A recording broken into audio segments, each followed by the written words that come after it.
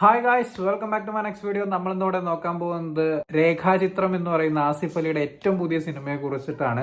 ഇതിൽ അനശ്വര രാജൻ ഉണ്ട്, ഒരുപാട് സീനിയർ ആക്ടേഴ്സ് ഒക്കെ ഉള്ള ഒരു സിനിമയാണ് ഈ ഒരു സിനിമ. ഈ സിനിമയെ കുറിച്ച് ആദ്യം തന്നെ എടുത്ത് പറയുകയാണെന്നുണ്ടെങ്കിൽ ടെക്നിക്കൽ സൈഡ് വളരെയധികം ബ്രില്യൻ്റ് ആയിട്ടുള്ള, ഇപ്പൊ എന്താ പറയുക, കിഷ്കിന്താകാണ്ടൊക്കെ ചെയ്തു വെച്ചിരിക്കുന്ന പോലെ ഒരു പിഴവ് പോലും ഇല്ലാത്ത, ഒരു പഴുത് പോലും ഇല്ലാത്ത ഒരു കിടിലൻ സ്ക്രിപ്റ്റുമായിട്ടാണ് ജോഫിൻ ഇപ്രാവശ്യം വന്നിട്ടുള്ളത്.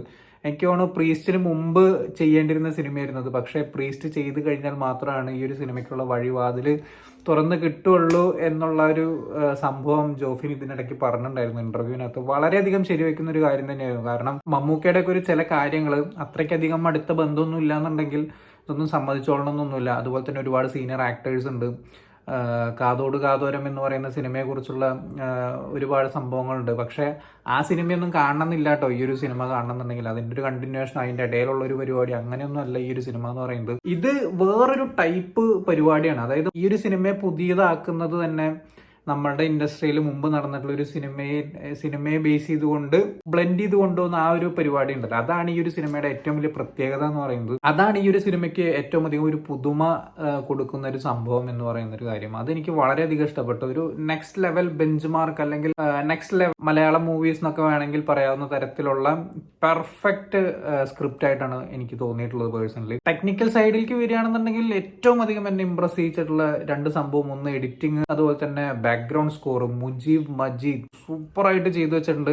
ഒരു സീന് പോലും ബാക്ക്ഗ്രൗണ്ട് സ്കോർ ഇല്ലാതെ കടന്നു പോയിട്ടില്ല എന്നുള്ളതാണ് എനിക്ക് തോന്നിയിട്ടുള്ളത്. പക്ഷേ അത് നമ്മൾ ആക്ച്വലി നമ്മളത് അങ്ങോട്ട് ഇൻവോൾവ് ചെയ്യിക്കുന്ന തരത്തിലുള്ള ബാക്ക്ഗ്രൗണ്ട് സ്കോറുകളായിരുന്നു. എസ്പെഷ്യലി ഹോസ്പിറ്റലിന്റെ പുറത്ത് നിന്നിട്ട് ആസിഫ് അലി ഒരാളുടെ മുഖത്തേക്ക് നോക്കി ചിരിക്കുന്ന ഒരു സീനൊക്കെ ഉണ്ട്. ഞാൻ മോനെ പൊളി സാധനം. അതിപ്പോ നമ്മൾ കിഷ്കിന്താകാണ്ഡത്തിലൊക്കെ നമ്മൾ കണ്ടിട്ടുണ്ട്. അതുപോലത്തെ കുറെ ആസിഫ് അലിയുടെ ചെറിയ ചെറിയ മൂവ്മെന്റ്സ് ഒക്കെ നമ്മൾ കണ്ടിട്ടുണ്ട്. അത് ആ സ്ക്രിപ്റ്റിനുള്ള ഗുണം, ആ സ്കോറിന്റെ ഗുണം, അതുപോലെ തന്നെ ആസിഫ് അലി എന്ന് പറയുന്ന ആ ഒരു അഭിനേതാവിന്റെ കരിഷ്മ എന്നൊക്കെ പറയില്ല, അതൊക്കെ വേറെ ലെവലായിരുന്നു. പിന്നെ ആസിഫ് അലി എന്ന് പറയുന്ന നടന്റെ അഭിനയ മികവ് കൂമൻ എന്ന് പറയുന്ന സിനിമയ്ക്ക് ശേഷം എല്ലാവരും എടുത്ത് പറഞ്ഞുകൊണ്ടിരിക്കുന്ന ഒരു സംഭവമാണ് കൂമൻ. അതുപോലെ തന്നെ റൊഷാക്ക് എന്ന് പറയുന്നതിൽ ആളുടെ കണ്ണുകളുടെ പരിപാടി, കിഷ്കിന്താകാണ്ഡത്തിൽ ആ കാറിന്റെ ഉള്ളിൽ വെച്ചിട്ട് കരയുന്ന ആ ഒരു സീന്, അതുപോലെ തന്നെ തലവനില് ഓൾമോസ്റ്റ് ഒരു ഈഗോ കയറിയിട്ടുള്ളൊരു പേഴ്സൺ, പക്ഷെ അത് പെർഫെക്റ്റ് ആയിട്ട് ചെയ്യുന്നു.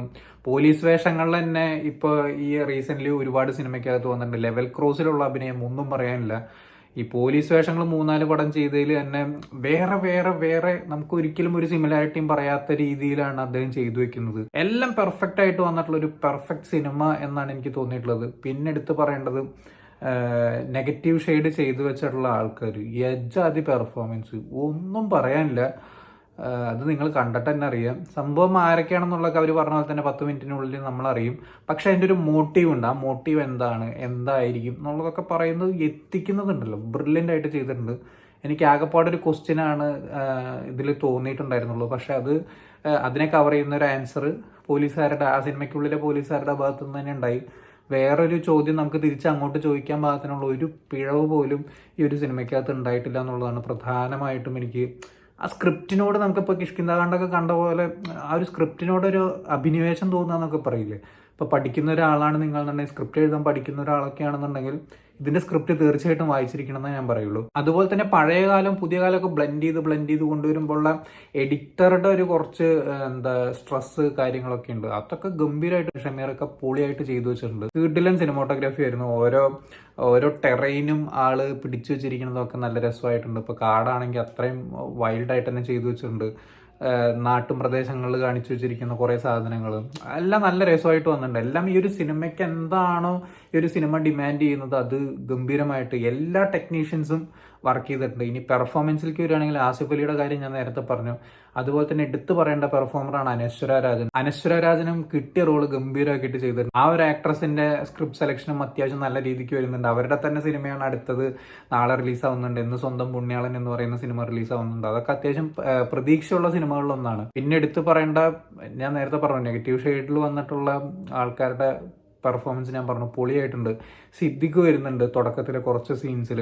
അദ്ദേഹത്തിന്റെ ആ ഒരു എഡറിയിട്ടുള്ള ശബ്ദം, വോയിസ് മോഡുലേഷൻ ഞാൻ എടുത്ത് പറയേണ്ട ആവശ്യമൊന്നുമില്ല. പക്ഷെ അത് വീണ്ടും വീണ്ടും പറയേണ്ട സാഹചര്യമാണ് വന്നുകൊണ്ടിരിക്കുന്നത്. കാരണം അത്രയും ബ്രില്യൻ്റ് ആയിട്ടുള്ള ഡബ്ബിങ്, വോയിസ് ഒക്കെ ഇങ്ങനെ എഡറിയിട്ടുള്ള വോയിസുകളൊക്കെ ഉണ്ടല്ലോ.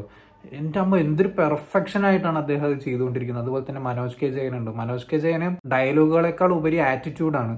അതും അത്യാവശ്യം നല്ല രീതിക്ക് സൂപ്പറായിട്ട് വന്നിട്ടുണ്ട്. പിന്നെ അതുപോലെ തന്നെ ആസിഫ് അലിക്ക് സപ്പോർട്ട് ചെയ്ത് വന്നിട്ടുള്ള ഒരുപാട് റോളുകളുണ്ട്. അതൊക്കെ ബ്രില്യൻ്റ് ആയിട്ട് അവർ അത്യാവശ്യം നല്ല രീതിക്ക് തന്നെ ഭംഗിയായിട്ട് വെടിപ്പായിട്ട് ചെയ്തു വെച്ചിട്ടുണ്ട്. ഒന്നും എവിടെയും ഒരു കുറവും വരുത്താത്ത രീതിയിൽ എല്ലാവരും ചെയ്തു വെച്ചിട്ടുണ്ട്. ഏറ്റവും വലിയ കയ്യടി അർഹിക്കുന്നത് ഇതിന്റെ സ്ക്രിപ്റ്റ് റൈറ്റർക്കും അതുപോലെ തന്നെ ജോഫിൻ എന്ന് പറയുന്ന ഡയറക്ടർക്കുമാണ്. കാരണം 5 വർഷമാണ് അവർ ഈ ഒരു പടത്തിന്റെ പ്രീ പ്രൊഡക്ഷന്റെ പരിപാടിക്ക് വേണ്ടിയിട്ട് ചെലവഴിച്ചിട്ടുള്ളത്. അതിൻ്റെ അമ്മ അത് കയ്യടി അർഹിക്കുന്ന ഒരു പരിപാടി തന്നെയാണ്. കാരണം ഇതെല്ലാവരും ഒത്തൊരുമിച്ച് കൊണ്ടുവരിക എന്ന് പറയുന്നത് ചില്ലറ പരിപാടിയല്ല. ഈ ഒരു സിനിമ പുൾ ഓഫ് ചെയ്യാൻ അത്രയധികം മെനക്കെട്ടിട്ടുണ്ട് അവർ. അതിനുള്ള ഒരു അംഗീകാരം തീർച്ചയായിട്ടും കൊടുത്തേ പറ്റുള്ളൂ. ഇതിന്റെ പ്രൊഡ്യൂസർ ആളനുഭവിച്ചിട്ടുള്ള കഷ്ടപ്പാട് എന്തൊക്കെയായിരിക്കും എന്നുള്ളത് നമുക്ക് ഊഹിക്കാവുന്നതേ ഉള്ളൂ. ഇപ്പോൾ നമ്മൾ മാർക്കോ എന്ന് പറയുന്ന സിനിമയുടെ പ്രൊഡക്ഷൻ അല്ലെങ്കിൽ ആ ഒരു പ്രൊഡക്ഷൻ ക്വാളിറ്റി, പ്രൊഡ്യൂസറുടെ ക്വാളിറ്റി നമ്മൾ കണ്ടു. കാരണം അത് എത്തിക്കാത്ത റേഞ്ചില്ല. ഈ ഒരു സിനിമേനെ അവർ ലോകത്തുള്ള എല്ലാവിടെയും അവർ റീച്ച് ചെയ്യിച്ചു എന്നുള്ളതാണ്. അത് പ്രൊഡ്യൂസർക്കുള്ള ഒരു കഴിവാണ്. അതുപോലെ തന്നെ ഒരുപാട് കഷ്ടപ്പാട് ഈ ഒരു പ്രൊഡ്യൂസർ അനുഭവിച്ചിട്ടുണ്ടെന്നുള്ള 100% ഉറപ്പാണ്. അത്യാവശ്യം നല്ല എന്താ പറയുക പ്രൊഡക്ഷൻ ക്വാളിറ്റിയിൽ തന്നെയാണ് ഈ ഒരു സിനിമ ഇറങ്ങിയിട്ടുള്ളത്. അനാവശ്യമായിട്ടുള്ളൊരു എന്താ പറയുക ഡയലോഗോ അല്ലെങ്കിൽ എന്താ പറയുക ഒരു പാട്ട് സീക്വൻസുകളൊക്കെ ഇട്ട് വെറുപ്പിക്കുക, ഡിസ്ട്രാക്ട് ചെയ്യുന്ന ഒരു പരിപാടി പോലും ഈ ഒരു പടത്തിനകത്തില്ല. ഒരു പാട്ട് 1-2 പാട്ട് വരുന്നുണ്ട്. അത് ആ ഒരു സിനിമയോട് കൂടി ബ്ലെൻഡ് ചെയ്ത് പോകുന്ന തരത്തിലാണ് അവർ പ്ലേസ് ചെയ്തിരിക്കുന്നതൊക്കെ. നമ്മളല്ല ഒരു തരത്തിൽ ഡിസ്ട്രാക്ഷൻ, ഞാൻ ഫോൺ നോക്കുക അല്ലെങ്കിൽ വേറൊരാളോട് സംസാരിക്കുക അങ്ങനത്തെ ഒരു പരിപാടി ഉണ്ടായിട്ടില്ല. ഈ റീസെന്റ് ഞാൻ ഇപ്പം നേരത്തെ പറഞ്ഞ പോലെ തന്നെ കിഷ്കിന്താകാണ്ടൊക്കെ കഴിഞ്ഞിട്ട് ഞാൻ അങ്ങനെ ഒരു സിനിമ ഞാൻ റീസെൻ്റ്ലി ഞാൻ വാച്ച് ചെയ്തിട്ടൊന്നുമില്ല തിയേറ്ററിനകത്ത്. എപ്പോഴെങ്കിലൊക്കെ എവിടെയെങ്കിലൊക്കെ എന്തായാലും ഫോൺ എടുത്ത് നോക്കും, ആൾക്കാരോട് സംസാരിക്കും, അങ്ങനത്തെ ഒക്കെ ഒരു പരിപാടിയൊക്കെ ഉണ്ടാവാറുണ്ട്. ബോറടിക്കും ചില പോയിന്റിലൊക്കെ. അപ്പോൾ എന്തായാലും കാണാത്തവരുണ്ടെങ്കിൽ നല്ലൊരു തിയേറ്റർ തന്നെ തിരഞ്ഞെടുത്ത് കാണാൻ ശ്രമിക്കുക. അപ്പോൾ നിങ്ങൾ ഈ ഒരു സിനിമ കണ്ടിട്ടുള്ളവരാണെങ്കിൽ എന്താണ് നിങ്ങളുടെ ഈ ഒരു സിനിമയെക്കുറിച്ചുള്ള അഭിപ്രായം എന്നുള്ളത് താഴെ കമന്റ് ബോക്സിൽ രേഖപ്പെടുത്തുക. സോ വീഡിയോ ഇഷ്ടപ്പെട്ടെന്നായിരുന്നു, ഇഷ്ടപ്പെട്ട ലൈക്ക് ചെയ്യുക, ഷെയർ ചെയ്യുക, കമന്റ് ചെയ്യുക, ചാനൽ സബ്സ്ക്രൈബ് ചെയ്യുന്നവരും മറക്കാതിരിക്കുക. See you in the next video guys.